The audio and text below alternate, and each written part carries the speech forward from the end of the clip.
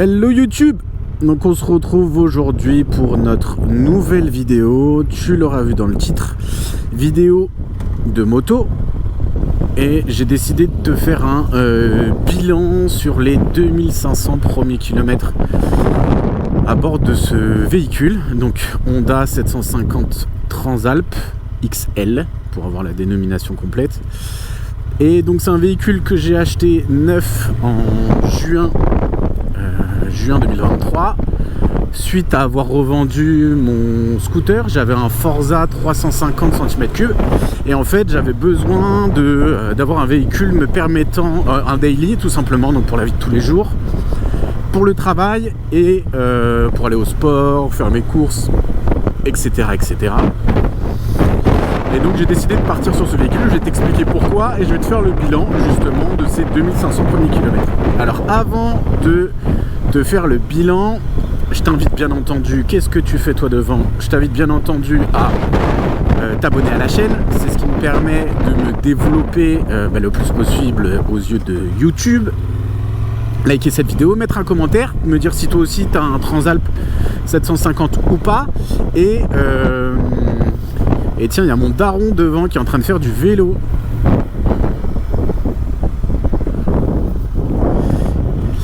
Et donc voilà, petit aparté. Et donc ce que j'étais en train de te dire, donc oui, abonne-toi à la chaîne, like là, mets un commentaire pour me dire si tu as un Transalp, si tu en veux un, si tu as des questions particulières auxquelles je pourrais répondre directement si cette vidéo ne répond pas. Et comme tu ne le sais peut-être pas, j'ai une deuxième chaîne YouTube qui est axée uniquement moto, sport, mécanique et jeux vidéo, où justement tu pourras retrouver cette vidéo en entier. Parce que là je vais te la couper donc sur la chaîne Wikibrain et je vais te mettre tous l'essai complet sur l'autre chaîne pour justement développer l'autre chaîne directement. Alors n'hésite pas à justement aller dans le lien que je vais te mettre normalement en haut de la vidéo et tu l'auras aussi dans la description juste en dessous pour venir t'abonner sur l'autre chaîne et me permettre de développer justement celle-ci pour aller pour réussir à obtenir des partenariats avec des marques de moto, équipements, etc. Donc je te laisse là-dessus et n'hésite pas à aller directement sur l'autre chaîne.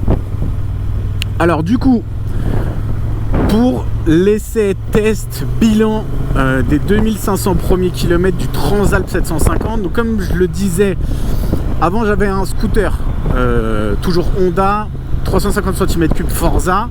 Il était parfait, honnêtement il était parfait pour moi. La seule chose qui manquait, c'est vu que je faisais pas mal d'autoroutes, j'avais 60 km aller-retour pour aller au travail, je trouvais qu'il manquait légèrement de puissance, surtout quand on était entre 110-130 km/h et qu'on devait ouvrir pour se dégager d'une situation un peu critique. Je trouvais qu'il manquait un peu de chevaux, un peu de watts. C'était un scooter qui faisait 30 chevaux. Honnêtement, s'il en avait fait 35-36, je pense que ça serait le scooter ultime. Pour le coup, donc j'ai décidé de rester chez Honda parce que je suis fan de la marque Honda et que le trail pour moi est ce qui se rapproche le plus de ce que j'aime dans la moto. Alors j'aime bien entendu les sportives, fan de MotoGP, etc. depuis ma plus tendre enfance, et je suis fan de motocross, enduro, et donc en fait le trail me permettra, tu le conjugues absolument autant que tu as envie, de venir découvrir un peu l'univers du off-road. Alors pour ces 2500 premiers kilomètres, je n'ai pas fait de off-road, j'ai eu une utilisation uniquement urbain, périurbain et autoroute, donc essentiellement de la ville et de l'autoroute, et du périph', parce qu'on se retrouve ici en région parisienne, tu l'auras compris mon ami. Et il y a Gladys qui fait un footing. Et pour le coup, je vais te faire le bilan de ces 2500 premiers kilomètres uniquement ville. Des avantages et des inconvénients que moi j'ai retrouvés. Alors pour commencer, il faut savoir, je fais 1m80 pour 95 kg actuellement, et j'ai envie de te dire ta gueule. Moi tu comprends, c'est l'hiver, tu vois, on prend un peu du poids, etc. Et le véhicule en termes de prise en main, donc je vais dire châssis, prise en main et poste de pilotage, il est quasi parfait. Et je vais t'expliquer pourquoi je dis quasi. Alors je dis pas ça parce que c'est mon véhicule, hein. Parce que justement je vais te dire à la fin de la vidéo, malheureusement je vais devoir m'en séparer et je t'expliquerai pourquoi. Mais quasi parfait parce que comme chez Honda, comme quasiment tous les véhicules, en tout cas tous les véhicules que moi j'ai eu chez Honda, c'est mon troisième, en fait dès que tu mets le premier coup de clé et que tu, on vérifie si la personne derrière, et que tu démarres, en fait tu as l'impression que la moto tu l'as déjà depuis 6 mois. Facilité de prise en main parfaite, c'est vraiment c'est un jouet, y a aucun problème par rapport à ça. Le truc qui peut faire peur, c'est un peu la hauteur de la moto. C'est un trail en plus qui est un petit peu off-road, donc avec des débattements assez grands, mais au-delà de ça, j'ai envie de te dire, c'est un gros vélo. Voilà, grosso modo c'est ça.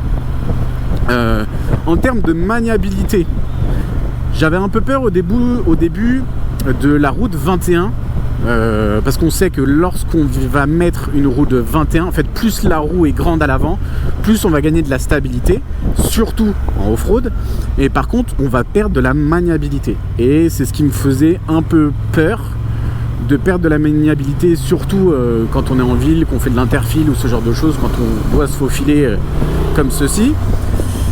Et au final, aucune problématique.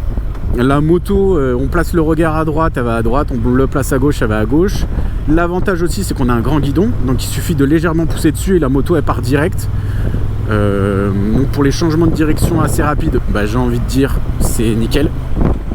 Donc la route 21, très stable pour le coup, et moi elle ne m'handicape pas dans la maniabilité du véhicule, même à basse vitesse, parce que honnêtement elle n'est pas très lourde. On est sur une jante à rayon et pas à bâton, donc pareil ça apporte de la légèreté à la roue avant.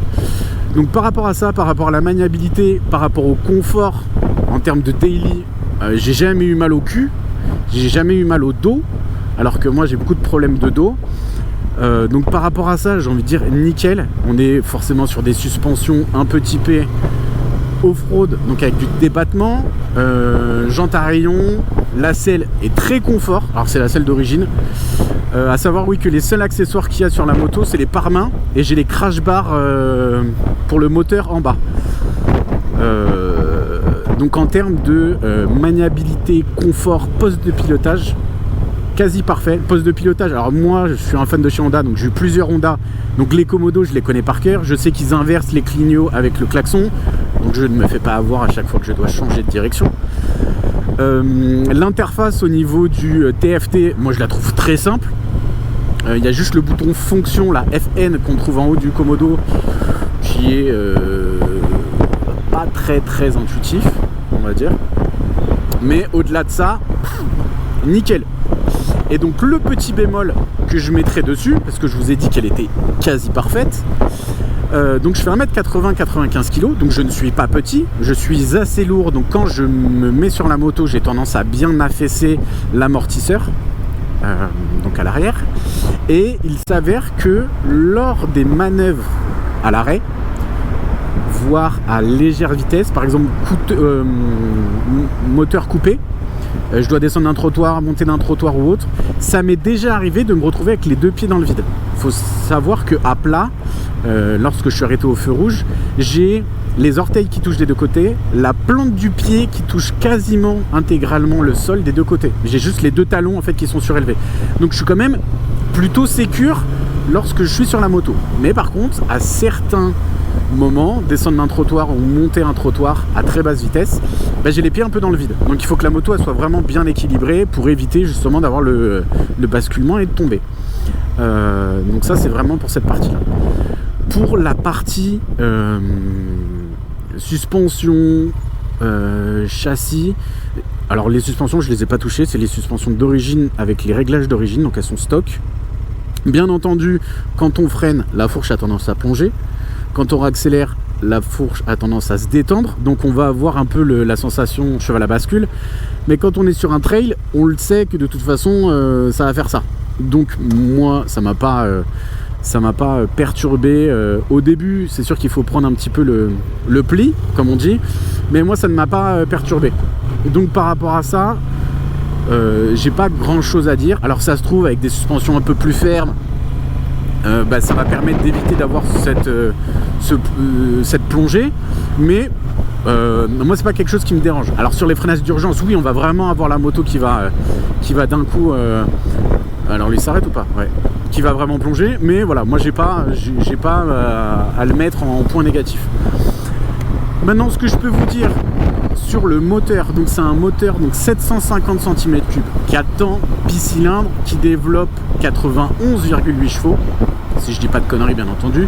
Après, de toute façon, il y a tellement de personnes qui ont fait des tests sur ce véhicule là que si vous avez besoin des caractéristiques techniques, soit vous allez voir d'autres youtubeurs qui font ça très bien et certainement mieux que moi, ou alors tu prends ton petit ordinateur ou ton smartphone, tu vas sur Google, parce que Google est notre meilleur ami, et tu vas chercher les caractéristiques techniques qui t'intéressent. Le moteur, pour moi, en daily, je vais pas te mentir, moi je le trouve trop puissant. C'est-à-dire que les 91 chevaux, dans ma vie de tous les jours, je vais pas les exploiter. Quand je vais sur l'autoroute, l'autoroute, je suis en mode user, c'est-à-dire que la puissance, je l'ai mis à 2 sur 4. C'est amplement suffisant pour moi, pour faire mes dépassements, même à 130 km/h, je dois me décaler sur la voie de gauche et essayer de dépasser. J'ai aucun problème par rapport à ça. Donc la configuration sport, parce qu'il y a 5 modes de conduite sur ce véhicule. Il y a sport, standard, rain, user et gravel. Donc le user, c'est celui qui est paramétrable. J'ai envie de te dire, le sport, je l'ai jamais touché. Enfin, je l'ai touché 2-3 fois pour essayer, ouvrir en grand, voir ce que ça fait. Et justement, moi, ça me fait avoir une conduite trop sportive. Donc en termes de consommation, voilà, t'as compris. Sachant que là, en consommation, sur l'entièreté de mes 2500 km, je suis à 6,3 litres de conso. Ce qui, pour moi, je trouve ça beaucoup, parce que je crois qu'elle est donnée à 5 litres, ou 5 litres 5. Donc voilà, donc par rapport à ça, je trouve ça que c'est un peu beaucoup, alors que moi j'ai une utilisation, je suis plutôt tranquille de la poignée de droite. Donc voilà, le moteur pour moi, en gros, il pourrait faire la puissance de la Ténéré, 73 chevaux. Honnêtement, pour moi, ça serait très bien. J'ai pas besoin de plus. Et au moins je pourrais être en mode sport et donc tartiner si j'ai envie de tartiner. Donc voilà, donc pour le coup, je vais pas te mentir, 91 chevaux pour moi c'est un peu trop. Alors j'aurais pu partir sur l'Africa Twin, j'aurais pu partir sur la CB500 si je voulais rester chez Honda. Africa Twin, plus lourde, plus haute, plus puissante. Donc au vu de ce que je t'ai dit, plus haute j'en ai pas besoin parce que celle-là je la trouve déjà haute. Plus puissante, j'en ai pas besoin parce que celle-là je la trouve déjà trop puissante. Et plus lourde, le poids, j'en ai déjà assez sur moi, donc j'ai pas besoin d'en avoir en plus. Donc par rapport à ça, j'ai envie de te dire, alors attends, j'enlève la buée un peu dans le casque. J'ai envie de te dire, moi c'était celle-ci, voire la CB500. CB500 moins puissante, plus petite, plus légère. Je me suis dit, j'ai la passerelle, plutôt que de partir sur une CB500 en 47.5. Ça se trouve, ça aurait été totalement suffisant. Je me suis dit, je vais me faire un kiff et je vais me prendre la Transalp et puis je verrai bien. Véhicule, honnêtement, j'ai envie de dire parfait. En tout cas, moi, mon utilisation, c'est un véhicule qui est parfait parce que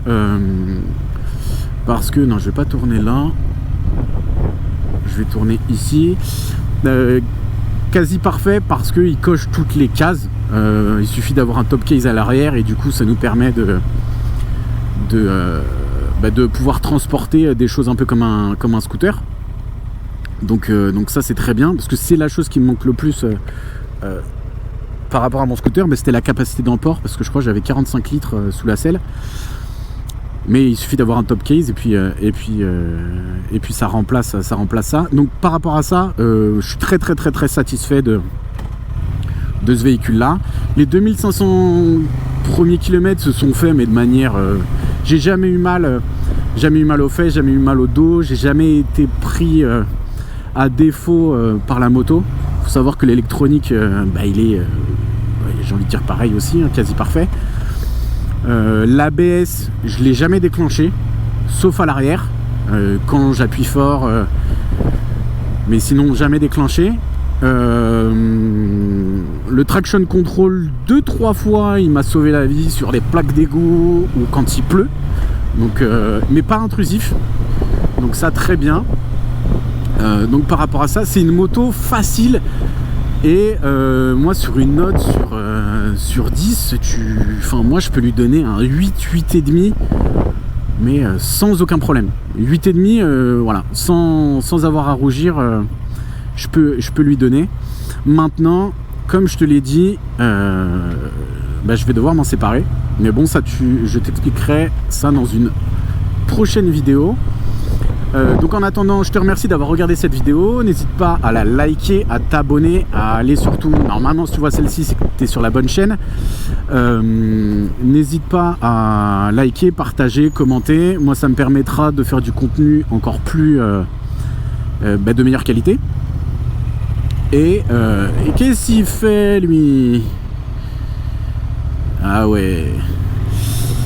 Donc voilà, je te remercie en tout cas d'avoir pris du temps et d'avoir regardé ma vidéo, et je te dis à bientôt, et surtout prenez le temps d'être curieux et on se retrouve bientôt.